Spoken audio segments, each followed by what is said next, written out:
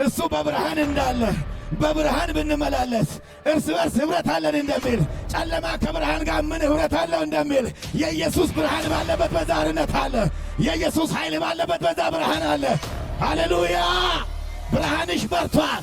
ብርሃንህ በርቷል። ከእንግዲህ በድንግዝግዝ አትራመድም። በብርሃን ትራመዳለህ። በኃይል ትራመዳለህ። በክብር ትራመዳለህ። በክብር ትወጣለህ። በክብር ትገባለህ። ኢየሱስ ከአንተ ጋር ይሆናል። ኢየሱስ ክርስቶስ ጌታ ነው። የሚሰማ ጆሮ፣ የሚያስተውል አንደበት፣ የሚያስተውል አእምሮ እግዚአብሔር ይስጠን። አሜን ነው ወይ? ቃሉ ባለበት በዚያ አርነት አለ። አይደለም እንዴ? የኢየሱስ ክርስቶስ ድምፅ ሲመጣ ተራራው ዝቅ ነው የሚለው። ድምፁ ሲመጣ አሜን ነው ወይ? ድምፁ ሲመጣ ሸለቆው ከፍ ይላል፣ ተራራው ዝቅ ይላል። ለምን? የኢየሱስ ድምፅ መጥቷል። የትንቢተ ኢሳይያስ ምዕራፍ 42 እንደዚህ ይላል፣ እነሆ ደግፌ ያዝኩት ባሪያዬ ነፍሴ ደስ የተሰኘበት ምርጤ፣ በእርሱ ላይ መንፈሴን አደርጋለሁ። በማ ላይ? በምወደው ነፍሴ ደስ በተሰኘችበት በማከብረው ልጄ ብዬ የጠራሁት አንተ ልጄ ነህ፣ ዛሬ ወልጄሃለሁ፣ በአንተ ላይ መንፈሴን አፈሳለሁ። አሜን ነው ወይ? አሜን ነው ወይ?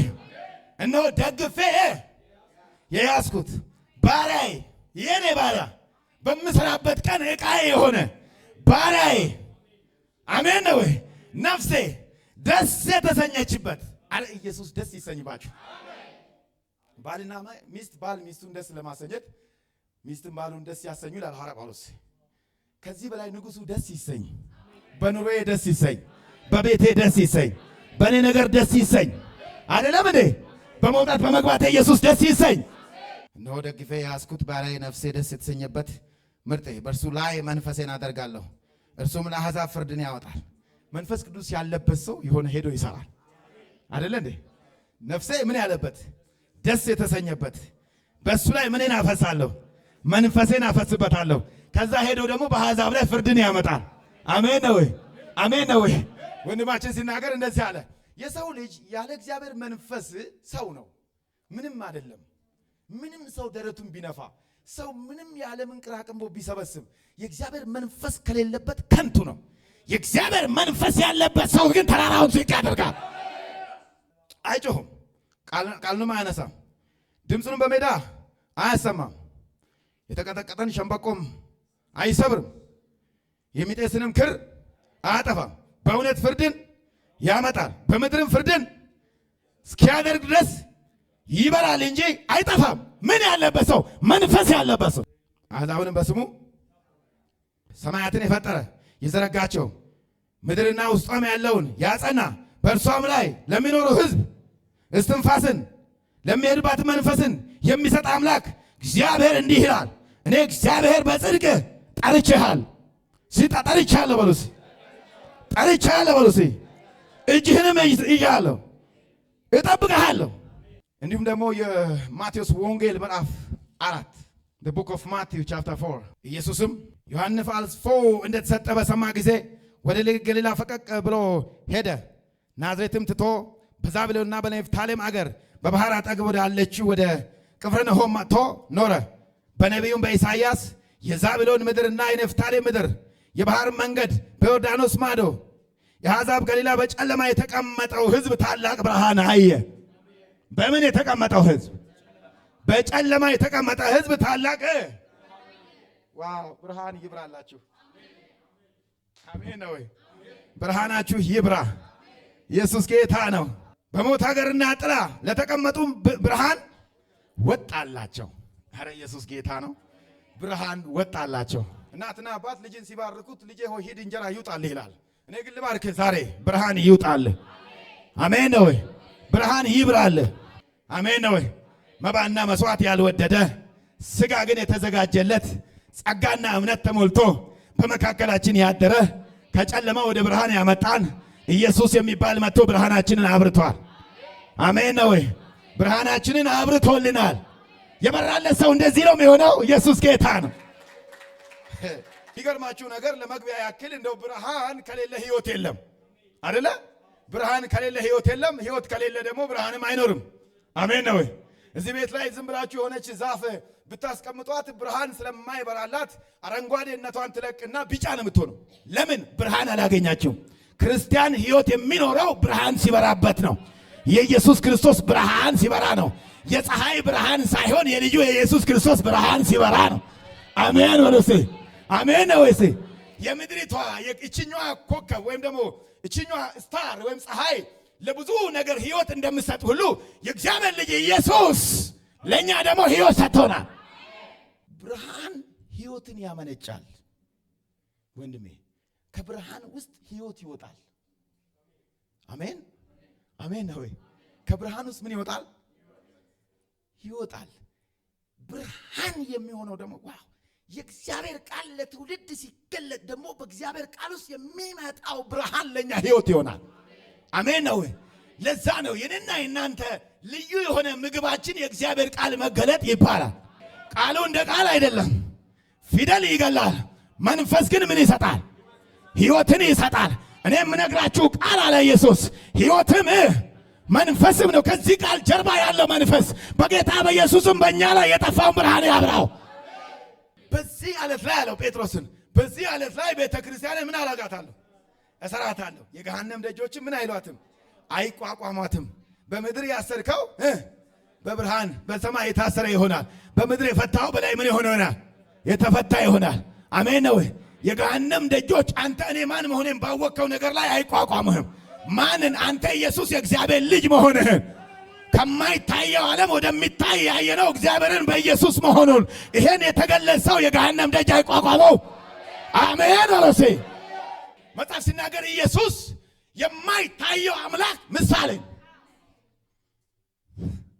አሜን ነው። Jesus is the image of God who is invisible።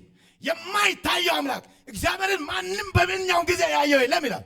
አንድያ ልጁ በቅፎ ያለ ግን ምን አደረገው? አሜን ነው።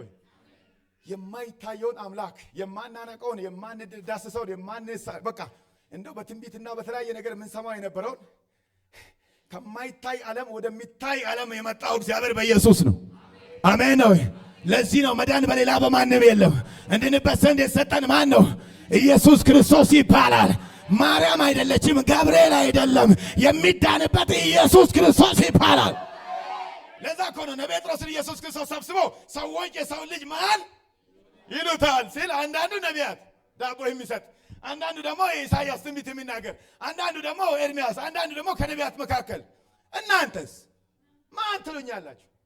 ዋው! ጴጥሮስ አይኑ የተከፈተለት ሰው፣ ብርሃን የበራለት ሰው፣ በኢየሱስም የበራለት ሰው፣ አንተ የሕያው እግዚአብሔር አንተ ማን ነህ? የሕያው እግዚአብሔር እንደ ጴጥሮስ ሆይ ይሄንን ለአንተ ሥጋና ደም ቴዎሎጂ አስተማሪ ነቢይ ያልገለጠልህም ከሰማይ ያለው አባቴ ለአንተ ገልጦልሃል። አንተ ጴጥሮስ ስምህ ዓለት ነው። አሜን ነው። አሜን ነው። በዚህ ዓለት ላይ ቤተ ክርስቲያንን መሰረቴን እመሰርታለሁ። የገሃነም ደጆች አይቋቋማትም። ይሄ ጉባኤው ገሃነም አይቋቋመው።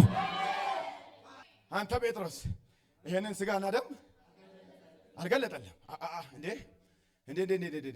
ነቢይ ከላይ ያለ አስተማሪው ያለ ሚስጥራዊ አማኞች እነ ኒቆዲሞስ እያሉ አላስተማሩህም።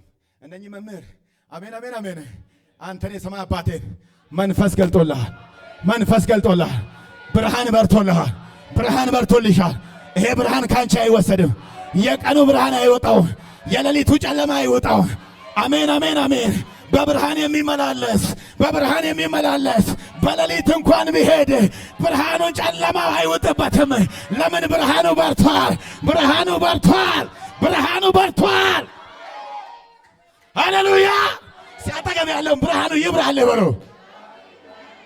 ጴጥሮስ ደካማ ነው፣ ይዋሻል፣ ይቀጥፋል። ምን ይላል? ነገር ግን አንድ ነገር አለው። አሜን አሜን አሜን አሜን አሜን አሜን አሜን አሜን። ብርሃን በርቶለታል። ብርሃን በርቶለታል።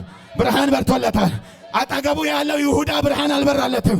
መጨረሻው ሞት ሆኗል። መጨረሻው ጥፋት ሆኗል። ነገር ግን ብርሃን የበራለት ጴጥሮስ ግን ይኸውልህ መጨረሻው የዘላለም መንግሥት ሆኗል። መጨረሻው እግዚአብሔር መንግሥት መስበክ ሆኗል። አሜን። የእግዚአብሔር ቃል ሲገለጥ ብያቸዋለሁ። ቃሉን እንደ ቃሉ ታሪከኞችም ይተርኩታል አይደለም? አሜን ነው ወይ? መምህራን ይተርኩታል። አንዳንዶቹ ታሪክ ነው ይሉታል፣ አንዳንዶች አፈ ታሪክ ነው ይሉታል፣ አንዳንዶች ደግሞ አይበቃም እንዲህ ነው ብሉ ብዙ ይናገራሉ። ነገር ግን አሜን ነው ፊደሉ ይገላል ይላል፣ መንፈስ ግን ሕይወትን ይሰጣል። አሜን አሜን። እናንተ ስለኔ አሜን መጽሐፍትን ትመረምራላችሁ፣ መጽሐፍት ሁሉ ግን ስለኔ ይናገራሉ። አሜን ነው ወይ? የዓለም ብርሃን ኢየሱስ በጨለማ ያለ ሕዝብ ብርሃን ወጣለት። የእግዚአብሔር ቃል ሲገለጥ ማን ነው ይህን የእግዚአብሔር ቃል የሚገልጠው? ማንም በቤቱ እንዲያነበው ይፈቀዳል። ነገር ግን እግዚአብሔር ሚስጥሩን ለባሪያዎቹና ለነቢያት ካልገለጠ በቀር ምንም አያደርግም። በእግዚአብሔር ቃል ውስጥ ያለው ሚስጥር ስምህ አበበ ነው ከበደ ነው አይደለም። በእግዚአብሔር ቃል ውስጥ ከዘመናት በፊት የተሰወረውን ለእኛ ግን የተገለጠውን ያለው ሐዋርያ ጳውሎስ አሜን ነው አሜን ነው። የእግዚአብሔር ቃል ፍትትት ብሎ ሲገለጥ እኛ ውስጥ ያለውን ያንን ዘር ብርሃን ያበራበታል። ሲያሜን ነው። ስንዴ ዘራችሁት ዝም ብሎ ይበቅላል? ምን ያስፈልገዋል? ውሃ ያስፈልገዋል፣ ፀሐይ ያስፈልገዋል። አይደለ? አሜን አይደለ? በቆሎ ተዘራ ወዲያው ዝም ብሎ ይበቅላል? እናቶች አባቶች ዝናብ ከሌለ እግዚአብሔር ሆይ ዝነብልን ይላሉ። ለምን? ዘር መሆኑ ብቻውን ዋጋ የለውም። ምን ያስፈልገዋል? ምን ያስፈልገዋል? ውሃ ያስፈልገዋል፣ አየር ያስፈልገዋል። አሜን ነው ወይ? ኢየሱስ ጌታ ነው። ብርሃን ያስፈልገዋል። አሜን ነው ወይ? አሜን ነው ወይ? በእኛ ውስጥ ዓለም ሳይፈጠር በፊት የተቀመጠ ዘር አለ። ከማይጠፋ ከእግዚአብሔር ቃል ተወልደናል። ያ ዘር ግን ብርሃን ያስፈልገዋል። ያ ዘር ግን መገለጥ ያስፈልገዋል። ያ ዘር ግን መንፈስ ያስፈልገዋል። ሃሌሉያ! ጌታ እግዚአብሔር ለሙሴ እንደዚህ ያለው ዘጸአት ምዕራፍ 19 ላይ መናን አወርድላችኋለሁ። መናው ግን ለዕለት ነው፣ ያን ቀን ነው። የሚበቃችሁን ልቀሙ። ለነገ የሚባል ነገር የለም። ኢየሱስ ሁሌ ትኩስ ነው። ቸርች ሁሌ ትኩስ ነው። ጸሎት ሁሌ ትኩስ፣ ሁሌ ጸሎት አለ፣ ሁሌ አምልኮ አለ። እነኚህ እስራኤላውያን ግን ለዓመት የሚበቃኝን ልሸምት ብለው ይሄን ጎሞር በጎሞር በስፍር በስምር ሰፍረው ቤታቸው ገብቶ ቤታቸው ሲገቡ የለቀሙት ይሄ መና ሁሉ ብስብስ ሸተተ። ነገ ሌላ አዲስ ይወርድልሃል። ኢየሱስ ክርስቶስ ትናንትና ዛሬ እስከ ዘላለም ያው ነው በሉ እስቲ፣ ያው ነው በሉ እስቲ፣ ያው ነው በሉ እስቲ። ትንቢት ቢተነበይላችሁ ትንቢቱ ይፈጸማል። ከዛቸው ምን ልትል ነው? ኦኬ አንቺ እኔ ዛሬ ታገቢያለሽ፣ ባል ይኖርሻል፣ ልጅ ትወልጃለሽ አለ እግዚአብሔር። ለማን? ለኤልሳቤጥ አይደል እንዴ? ዮሐንስ ተወለደ አይደል እንዴ? ከዛ ያን ትንቢት ብቻ ሁሌ እያመሰገኑ መኖር ነው እንዴ? ኢየሱስ ወደፊት አዲስ ነው። ኢየሱስ በሉ እስቲ፣ ዕለት ዕለት በሉ እስቲ፣ አዲስ ነው በሉ እስቲ። በየቀኑ እሱ ቃል ገባው። በየቀኑ መና ይወርድላችኋል። በየቀኑ ከነዓን እስኪገቡ ድረስ በየቀኑ መና ወረደላቸው። ከነዓን ሲገቡ አቆሙ፣ ከምድሪቱም ፍሬ በሉ። ምን ሰብከው ምን ዘምረው በምድር ሳለን ነው። ከሱ ጋር ስንኖር ለዘላለም በክብር ነው። አሜን አሜን አሜን። አረ አሜን በሉ እስቲ። ይኸው ለሀገሬ ሰው እንደዚህ ይላል፣ ዘር ከሉጋም ይስባል። አሜን ነው። የኔ ልጅ ብታዩት አሁን አቤት አይኑ ቆለጭ አባቱን ይሉኛል። አቤት አይኑ ቆለጭ አባቱን፣ ደግሞ ፍጥነቱ እንደ አባቱ ይላሉ። ዘር ከምን ይስባል? ሉጋም ይኸውልህ ፈረስን ሳብ ስታደርገው ይስባል ማለት ነው። ዘርም ምን ያደርጋል? ከሉጋም የበለጠ ይስባል። የኢየሱስ ዘርን ይወስዳል። አሜን በሉ እስቲ። ንስር በውስጧ መብረር ነው። ከሁኔታ በላይ ከፍ ማለት ነው። ከደመና በላይ ከፍ ማለት ነው። ከችግር በላይ ከፍ ማለት ነው። ከበሽታ በላይ ከፍ ማለት ነው። በጌታ በኢየሱስም ዛሬ ከፍ ብለብረን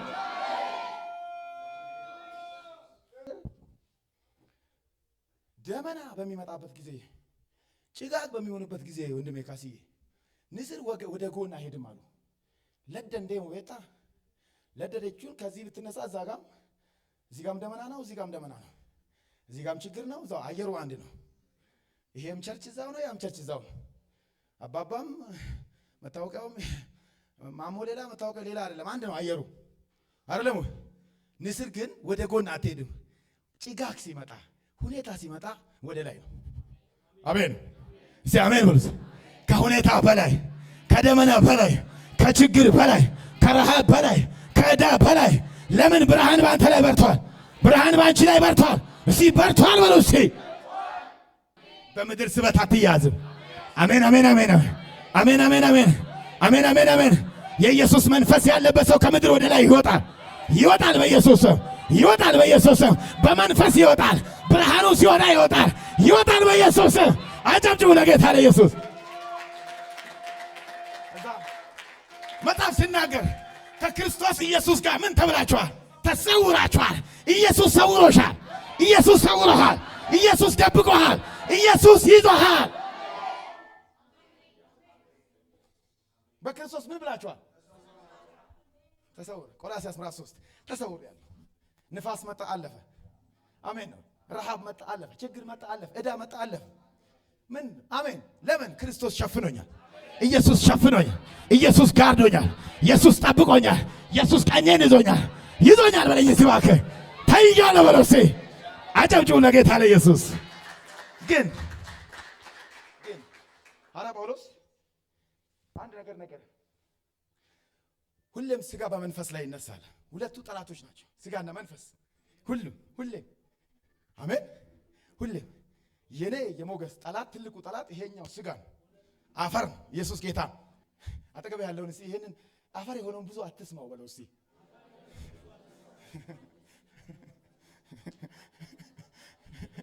ብዙ አትስማ፣ የምር ስጋህን ብዙ አትስማ። መጽሐፍ ሲናገር ይኸው መሬታዊ ሰው ከመሬት መሬታዊ ነው። ከየት ነው? ይሄ ስጋዊ ሰው ከመሬት። የሰው ልጅ ከ16 ንጥረ ነገሮች ነው ስጋው የተሰራው። መጽሐፍ ቅዱስ ሲናገር ዘፍጥረት ምዕራፍ 2 ቁጥር 7 እና 8 ላይ እግዚአብሔርም ሰውን ከምን አበጀው? ከምድር ምን። የሚገርማችሁ አፈር ውስጥ 16 ንጥረ ነገር አለ። አንዳንድ ጊዜ አይኔ ማየት አቃተኝ፣ ብርሃን ማየት አቃተኝ ስትሄዱ ፖታሲየም ያዙላችኋል፣ የሆነ አዮዲን አጥሮሃል ይሏችኋል። ከመሬታዊ ነገር አጥሮሃል። ዛሬ ለአንድ ሰው ልተንብይለት፣ መንፈሳዊ ነገር ያጠረው ሰው አሜን አሜን አሜን አሜን አሜን አሜን። ብርሃኑ ይብራለት በኢየሱስ አሜን ነው። አንደኛ ቆሮንቶስ ምዕራፍ 15 ቁጥር 40 ሄዳችሁ ስታነቡ ወደታች መሬታዊው ሰው ከመሬት መሬታዊ ነው። ፍጥረታዊ ሰው ይሄ የምታዩት ጠቅላላ ፍጥረታዊ ነው። ደስ የሚለው ግን እግዚአብሔር በዚህ ፍጥረት ውስጥ ለማደር መርጧል። አንተም መርጧል። በአንተ ውስጥ ነው የሚያድረው። ኢየሱስ ጌታ ነው። የሚገርማችሁ ነገር የሰው ልጅ ለመኖር ዛሬ ጠዋት ለምሳሌ ድንች እንክት አድርጋችሁ የመጣችሁ ሰዎች ድንቹ ሞቶ ነው የኖራችሁት። አሜን። ስጋ የበላችሁ ሰዎች በሬው ሞቷል። አሜን አይደለም እንዴ? ምንም ነገር ብሉ። ብርቱካን የበላችሁ ሰዎች ብርቱካኑ ህይወቱን አትሆኑ አይደለ እንዴ?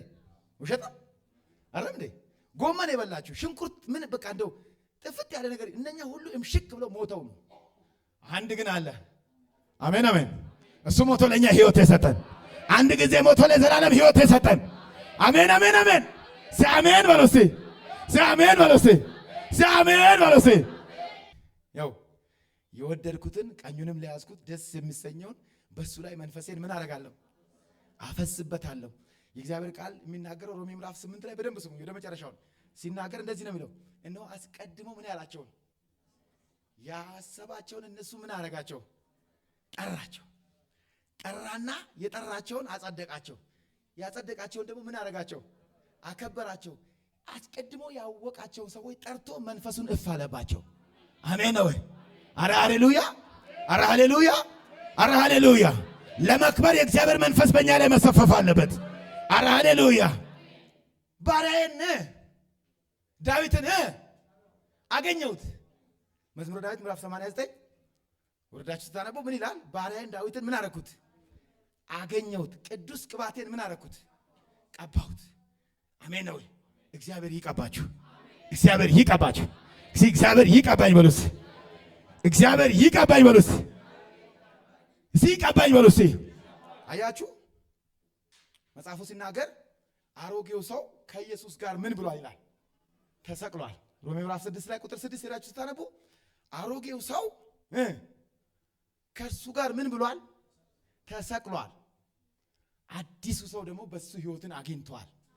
አሜን አሜን ነው ወይ? ኢየሱስ ጌታ ነው። ሐዋርያት ሥራ ምዕራፍ 10 ላይ እንደዚህ ይላል። እግዚአብሔር ይላል። በደንብ እንድትሰሙ ፈልጋለሁ ዛሬ። እግዚአብሔር የናዝሬቱን ኢየሱስን በመንፈስ ቅዱስና በኃይል ምን አለው? አሜን። ክርስትና ደረቅ አይደለም። አሜን። አንዴ ድኛለሁ እዚህ 88 ጊዜ ተደልቆ አይደለም እኛ የምንነሳው አይደለም። ተቀብተናል። ቅዱስ ዘይት ፈሶብናል። ሲፈሶብኛል ብለስ አረ ሃሌሉያ። ለምወደው እጁን ለያስኩት ምን አረኩት ነው ያለው ኢሳይያስን። ምን አረኩት? መንፈሴን ምን አረኩበት? አፈሰስኩበት። ዘይቴን ምን አረኩበት? አፈሰስኩበት። የኔ ጓዳ ስትሆኚ እግዚአብሔር ሆይ መንፈስ ቅዱስ በእኔ ላይ ይፍሰስ። በጣም የምትገረሙት ነገር ኢየሱስ ክርስቶስ ፍጹም ሰው እኔና እናንተን የሆነ ፍጹምም ደግሞ ምን የሆነ ያንን ፍጹም የሆነውን ሰው እግዚአብሔር የናዝሬቱን ኢየሱስ በመንፈስ ቅዱስና በኃይል ይሄ ሥጋ መቀባት አለበት። አሜን አሜን ነው ወይ? አሜን ነው ወይ? ይሄ ፍጥረታዊ ሰው ሐዋርያ ጳውሎስ ሮሜ ምዕራፍ 7 ላይ እኔ መልካምን ላደርግ ስፈልግ ውስጤ ያለው ክፉ ኃጢአት ያደርጋል። የማልፈልገውን ነገር እንዳረግ ያደርገኛል። ይሄ ሥጋ አትተማመንበት። አሜን ነው ወይ? በዚህ ሥጋ ውስጥ የዘላለም የሆነው ኢየሱስ የሚባል መንፈሱ ይኖራል እንጂ ይሄ ሥጋ በስባሽ ነው፣ ወደ ምድር ይሄዳል። አሜን ነው ወይ? ፍጥረታዊ ሰው ከምድር ምድራዊ፣ ከአፈር አፈራዊ፣ ከጥፋት ጥፋታዊ። አሜን ነው። እኔ ጻድቅ ነኝ፣ አልሰርቅም፣ አላጠፋም፣ የእናቴን ስኳር የእናቴን ምንድነው መቀነት አልፈታም ሊባል አይችልም። ለምን መሰለህ? ዳቦ ምንድነው ሌባ ላመሉ ዳቦ ምን ያደርጋል? አንሳው ይላል። ለምን? መሬታዊ ሰው ነው እሱ። አሜን አሜን ነው። የሆነች ነገር ሚለ ትንባሆ ሲያጨሱ አለፍ ሲል ድሮ እኮ ሽታ አውቀዋለሁ ካልክ ሥጋዊ ሰው ነው እሱ። እምቢ በለው፣ ጎስመው። ሲጎስመው አለ በሉ እስቲ፣ ሲጎስመው አለ በሉ እስቲ፣ ሲጎሰማል በሉ እስቲ። እስቲ ሮሜ ምዕራፍ 8 እናውጣ። ጌታ የተባረከ ይሁን። የመጨረሻ እንደ ሥጋ ፈቃድ የሚኖሩ የሥጋን ነገር ያስባሉ ይላል። እንደምን የሚኖሩ? ከመሬት መሬታዊ የሆነ ፍጥረታዊው ሰው አለ አይደል? ከመሬት ምናዊ ነው? የሥጋን ይኸውልህ፣ በጣም የምትገረሙት ነገር እንደ ሥጋ ፈቃድ የሚኖሩ የሥጋን ነገር ያስባሉና እንደ መንፈስ ፈቃድ የሚኖሩ ግን የመንፈስን ነገር። አሜን። ሰማያዊ ሰው ከሰማይ ሰማያዊ ነው። አሜን። ሰማያዊ በሉ እስቲ፣ ሰው በሉ እስቲ፣ በኔ ውስጥ ያለ በሉ እስቲ፣ ከሰማይ በሉ እስቲ፣ ሰማያዊ ነው በሉ። ስለ ሥጋ የሚያስቡ ሰዎች በጣም ይገርም ነው። ስለ ሥጋ ማሰብ ሞት ነው ይላል።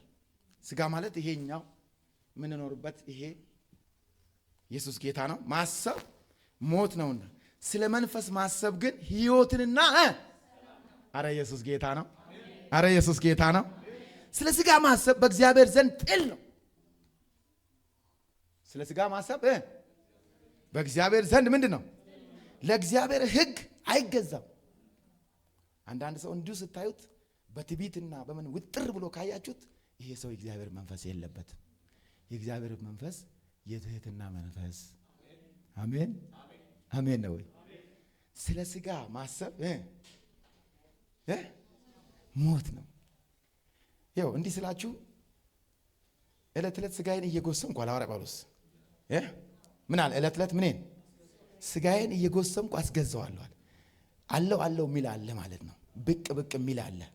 ይኸውላችሁ እናንተ አንድ ናችሁ፣ ግን እንደ ሥላሴ አነጋገር ሁለት ናችሁ። መንፈሳዊ ሰው እናንተ ውስጥ አለ፣ ሥጋዊ ሰው እናንተ ውስጥ አለ። አሜን ነው። ይሄ ሥጋዊ ሰውዬ ከመሬት መሬታዊ ስለሆነ የሚያሸተው ወደ መሬት፣ የሚያስበው ስለ መሬት፣ ስለሚበላ ስለሚጠጣ፣ ስለ ነገ አሜን ነው። አሜን በሉ እስቲ።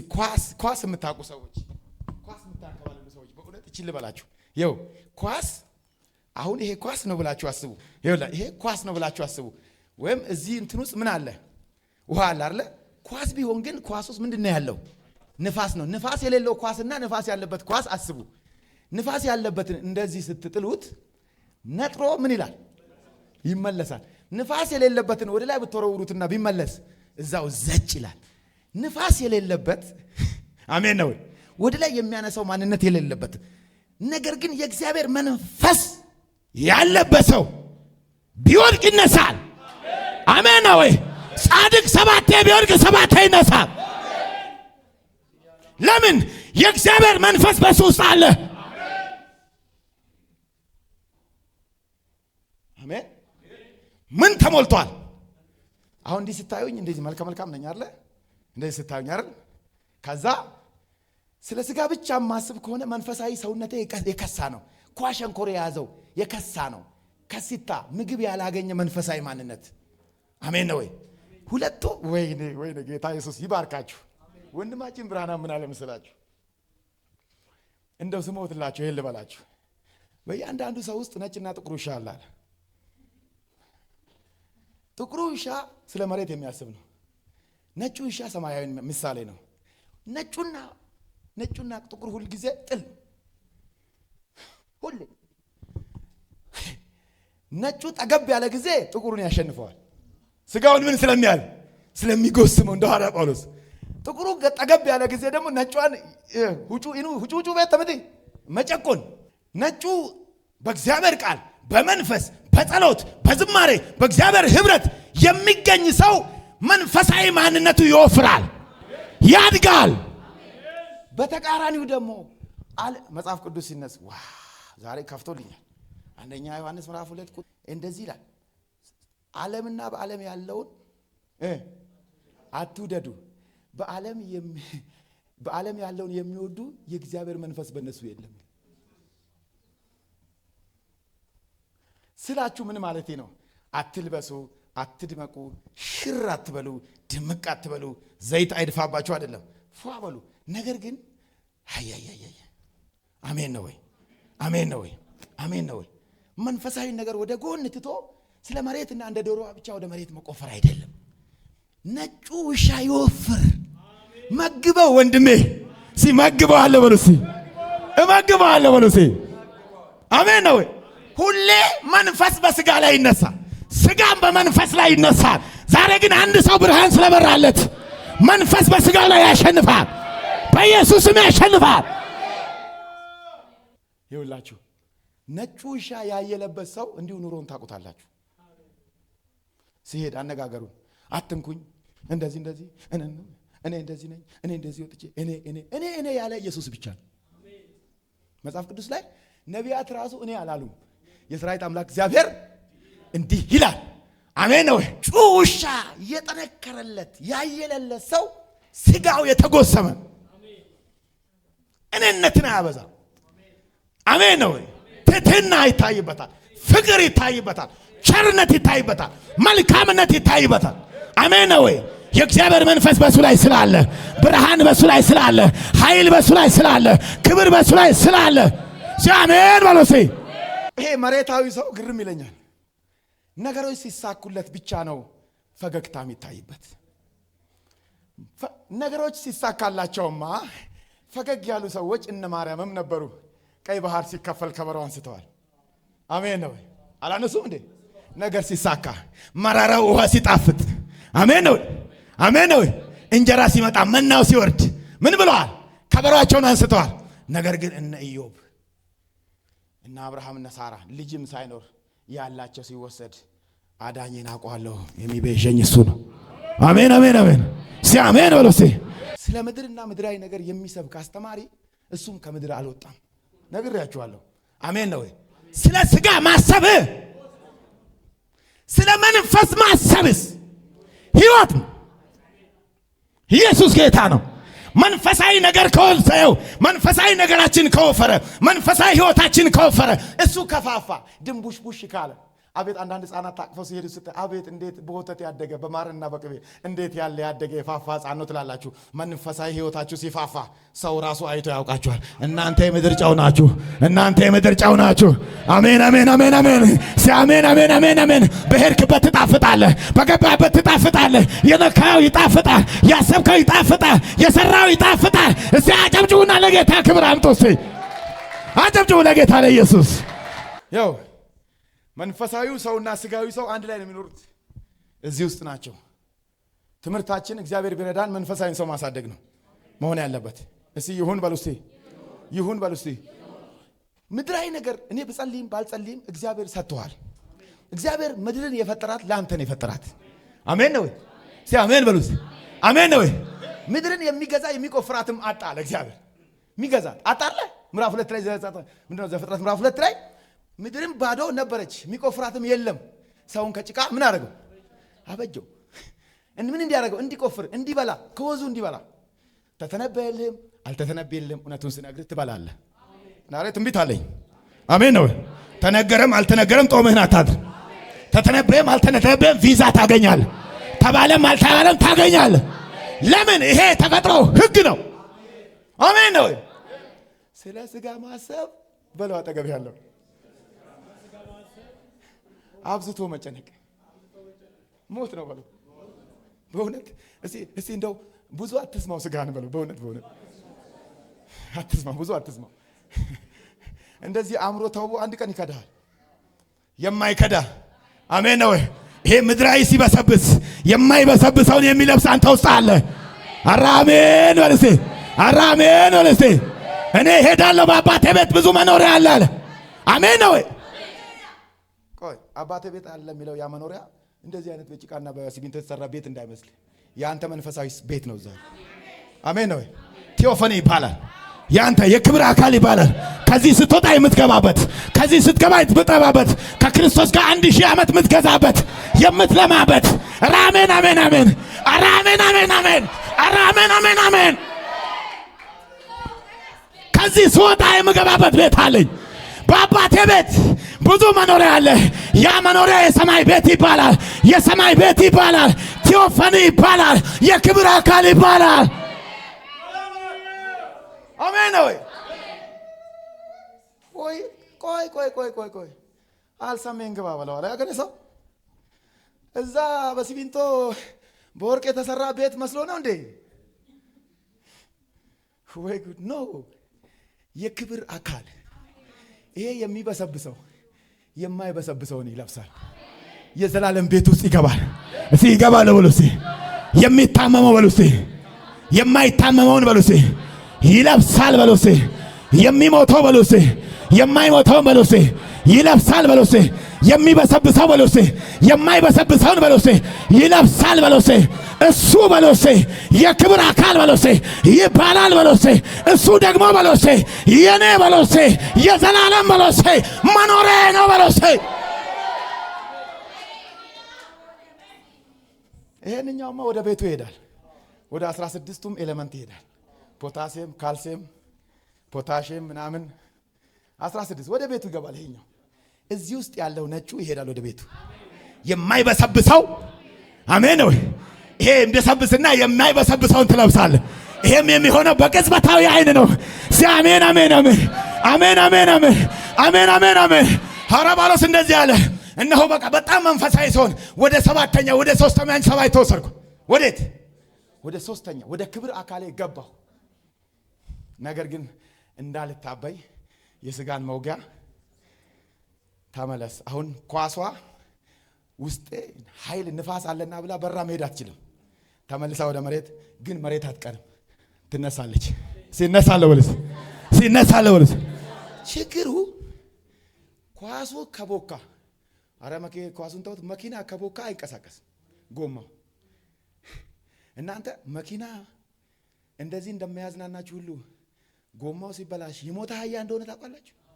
ሲከብድ መኪና እናንተ እንዳላዝናና ሁሉ ልክ የሆነ ነገር ሲበላሽ ብትገፋ አይሄድ። ምንድነው ይሄ? በቃ ጭቃ ውስጥ በቃ የሆነ ማጥ ውስጥ የገባ ነገር ውስጡ ግን ንፋስ ካለ ወደምትፈልገው ያደርሳል። አንተ ውስጥ ያለው ኃይል፣ አንተ ውስጥ ያለው ክብር አሻግሮ ይወስድሃል። በኢየሱስም ተቀቡ በዚህ መንፈስ። በኢየሱስም ተቀቡ በዚህ መንፈስ። በኢየሱስም ተቀቡ በዚህ መንፈስ። ተነካኩ በዚህ መንፈስ። ተነካኩ በዚህ መንፈስ። አጨብጭቡ ለጌታ ለኢየሱስ። ዓለምና መላው ዓለም ውስጥ ያለውን ምን አትበሉ አለ። ምን ማለት ነው ይሄ ሲባል? አትብሉ፣ አትጠጡ፣ አትልበሱ ምናምን ይሄ በቃና ባህታዊ ሆኖ አይደለም። ዓለም በቃኝ ብላችሁ ምን በሉ አይደለም። ይሄ ጫካ ግቡ አይደለም። መንኑ አይደለም። መንፈሳዊ ሰው ሁሉን ምን ያደርገዋል? አሜን ነው ወይ? አሜን ነው ወይ? ኢየሱስ ጌታ ነው። የዓለም ነገር ውስጣችን ጥቅጥቅ ሲል ለምሳሌ ስንሰማ የምንውለው ፖለቲካ፣ ወሬ፣ ሐሜት፣ መሰንጠቅ፣ መቁረጥ ይሄ ሁሉ ሲጠቀጠቅ የእግዚአብሔር መንፈስ ከኛ ይሄዳል። ኤካቦድ ይሆናል። ካቦድ ከመሆን ይቀርና ኤካቦድ ይሆናል። የእግዚአብሔር መንፈስ ከዛ ምን ብሏል? ለቆ ሄዷል። ጉባኤው ወሬ ይሞላዋል። ጉባኤው ሐሜት ይሞላዋል። ህዝቡ በምድራዊ ነገር እንደ ጫጩት በቃ ስለ ምድር ነገር ነው የሚያው። አቤት አቤት አቤት! በመንፈስ የተሞላ ሰው አሜን አሜን አሜን! እስቲ አሜን አሜን አሜን! በመንፈስ የተሞላ ሰው፣ በመንፈስ የተሞላ ሰው፣ መንፈሳዊ ሰው ስለ መንፈስ ያስባሉ። በዚህም እግዚአብሔር ደስ ይላል ይላል እግዚአብሔር ቃል። አጨብጭቡ ለጌታ ለኢየሱስ። ዋው! ስለ ሥጋ ማሰብ እግዚአብሔር ዘንድ ጥል ነው። በእግዚአብሔር ዘንድ ምንድን ነው? አረ ከእግዚአብሔር ጋር አትጣሉ። በእውነት ራበኝ ልብላ ልብላ እኮ አይደለም ስለ ሥጋ ማሰብ፣ ስለ ዓለማዊ ነገር ማሰብ። አሜን። በቃ ምናስበው ስለ ቅራቅንቦ ስለሚጠፋ ታይቶ ለሚጠፋ የጠዋት ጤዛ ለሆነ ነገር ለማይረባ ነገር ነው ሰው ልቡ ምኑ። እግዚአብሔር ምሕረት ያርግ። ሲማረኝ በሉት እስቲ፣ ማረኝ በሉት እስቲ። ከዛ ከእግዚአብሔር ጋር ምንድን ነው አለ ዘንድ ጥል ነውና ለእግዚአብሔር ሕግ አይገዛም። ስለ ሥጋ የሚያስብ ሰው አይደል ወድሜ? በስመ አብ አረ እግዚአብሔር ምሕረት ያርግልኝ። በሥጋ ያሉትም ዋው እግዚአብሔርን ደስ ሊያሰኙት አረ እግዚአብሔር ምሕረት ያርግ። እናንተ ግን የእግዚአብሔር መንፈስ በእናንተ ዘንድ ቢኖር በመንፈስ እንጂ በሥጋ የክርስቶስ መንፈስ የሌለው ከሆነ ግን ይኸው የእርሱ ወገን። ክርስቶስ ከእናንተ ውስጥ ቢሆን ሰውነታችሁ በኃጢአት ምክንያት የሞተ ነው፣ መንፈሳችሁ ግን በጽድቅ ምክንያት ሕያው። ዋው! ነገር ግን ኢየሱስን ከሙታን ያስነሳው የእርሱ መንፈስ በእናንተ ዘንድ ቢኖር ክርስቶስ ኢየሱስን ከሙታን ያስነሳው እርሱ በእናንተ በሚኖረው በመንፈሱ ለሚሞተው ሰውነታችሁ ደግሞ ሕይወትን። እንግዲህ ወንድሞች ሆይ ዕዳ አለብን፣ እንደ ሥጋ ፈቃድ ግን እንኖር ዘንድ ለሥጋ አይደለም። አሜን ነው። እንደ ሥጋ ፈቃድ ብንኖር ትሞቱ ዘንድ አላችሁ ነው። በመንፈስ ግን የሕይወትን ሥራ የሰውነትን ሥራ ብትገድሉ በሕይወት እናታችሁ። ኧረ እስቲ አስተውለው በለው። አጠገብ ያለው ይሄን ቃል በለው፣ አስተውለው በለው። እንደ ሥጋ ፈቃድ ብትኖሩ ትሞቱ ዘንድ አላችሁ፣ ትሞታላችሁ እያለን በመንፈስ ግን የሰውነትን ሥራ ብትገድሉ። የሰውነትን ሥራ የምድራዊን ሰው ሥራ ምን ገለው በምንድን ነው? ምን ስንል ስንቀባለው በኃይልና በጉልበት አይደለም፣ ነገር ግን በምንድን ነው? በመንፈሴ ነው። በእግዚአብሔር መንፈስ የሚመሩ ሁሉ እስቲ ከኔ ጋር እስቲ ድምጻችሁን ከፍ አድርጉና በእግዚአብሔር በሉ እስቲ፣ መንፈስ በሉ እስቲ፣ የሚመሩ በሉ እስቲ፣ ሁሉ በሉ እስቲ፣ እነዚህ በሉ እስቲ የእግዚአብሔር በሉ እስቲ ልጆች በሉ እስቲ ናቸውና ይላል። ይሄ ፍጥረታዊው ሰው ግን ተስፋ የሰጠው ኢየሱስ ክርስቶስ በሮሜ ምዕራፍ 6 ቁጥር 6 አካባቢ አሮጌው ሰው ከክርስቶስ ጋር ምን ብሏል? ተሰቅሏል። የአሮጌው ሰው አልፏል። እነሆ ክርስቶስን አምናችሁ የተጠመቃችሁ ሰዎች ክርስቶስን ለብሳችሁታል። ብርሃን በእኔ ላይ በርቷል። አሜን ነው። ብርሃኑ በእኔ ላይ ሲበራ ሄጄ ለአሕዛብ ብርሃን እሆናለሁ፣ ለሚጠፉት ብርሃን ሆናቸዋለሁ። መንፈስ ሥጋ በመንፈስ ላይ ስልጣን ይፈልጋል። ስልጣን ይቆጣል። ቸርች አትሂጂ፣ አታምልኪ፣ አመለክሽ፣ ሄድሽ፣ ነቢያቶች ጋር ዞርሽ፣ ምን አገኘሽ ምናምን ይልሃል። ዳዊት ግን አንድ ነገር ገብቶታል። ወደ እግዚአብሔር ቤት እንሂድ ባሉኝ ጊዜ ወዴት? ለምን? መንፈሴ ምን ይሆናል? ይታደሳል። መጽሐፍ ቅዱስ ሲናገር ገላትያን ሰዎች ምዕራፍ 5 ላይ የሥጋ ሥራ የተገለጠ ነው ይላል። የፍጥረታዊ ሰው ሥራ የተገለጠ ነው። የመንፈሳዊ ሰው ሥራ ግን የተገለጠ ነው። እሱ አሜን ነው ወይ? አሜን ነው ወይ? እስቲ አሸንፈዋለሁ በሉ እስቲ፣ እግዚአብሔር በሉ እስቲ፣ እንዳላሸንፍ በሉ እስቲ፣ የማልችለውን በሉ እስቲ፣ ፈተና በሉ እስቲ፣ አልሰጠኝም በሉ እስቲ፣ አሸንፈዋለሁ በሉ እስቲ።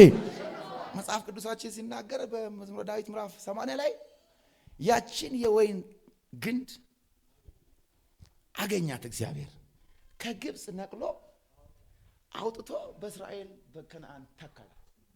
አሜን ነው። አሜን በሉስ። በግብፅ ሳለች ፍሬ የላት። ለምን? ስፍራዋ ትክክል አይደለም፣ ምግቧ ልክ አይደለም። አሜን። ኢየሱስ ጌታ ነው። አውጥቶ ግን በእስራኤል ምድር ላይ ሲተክላት በአንድ ዓመት ውስጥ ፍሬያማ ሆናለች። ፍሬያማ ሆኛለሁ በሉስ።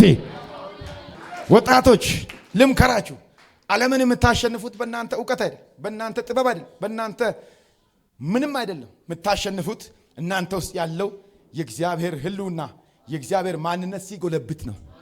ይደግ ይወፍር። አሜን ነው ወይ? ሰማያዊው ሰው በሉሴ፣ መንፈሳዊው ሰው በሉሴ፣ በኔ በሉሴ ይወፍራል በሉሴ።